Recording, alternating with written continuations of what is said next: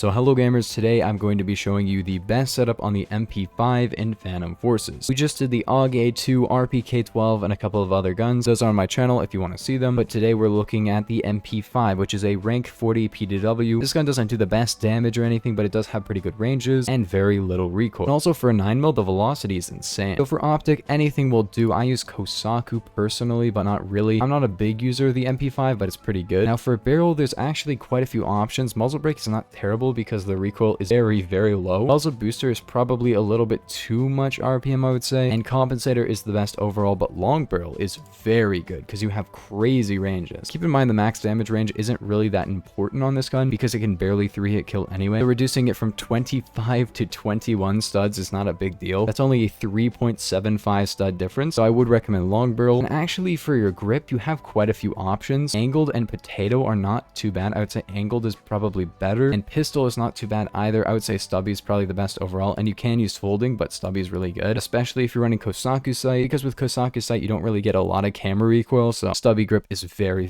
good. Now for other, you have quite a few options as well. You could use a ballistics tracker, not really recommended though. You could also run like a canted ACOG. Personally, I do run a laser, but you could run burst grouping, which they are going to buff. I'll quickly explain. Basically, you get lower recoil with this, but a burst. So if you actually get the burst down, you can get like the same RPM, but you can actually get like very little recoil. But the gun already has very little recoil, so I don't really recommend it. It's just cool to have that in the game. I just use a green laser though. And finally, for ammo types. First off, AP, hollow point, tracerless, all not too good. Tracerless is whatever. Hollow point sucks, don't use it. Yeah, you have a slight 3-hit kill range, but for 800 RPM, like a 40 stud 3-hit kill range is not very good, and a 7-hit kill or whatever at range is not good at all. You barely have any upside to AP, so I don't really recommend it. Have a 10 stud 3-hit kill range instead of 20, and you only get 0.2 studs of pen. So no pen at all, but you know what gives you better ranges, better velocity, and better pen? The disadvantage of plus P is slightly more recoil, but I don't really find that to be a problem really. Like, let's be real, this gun is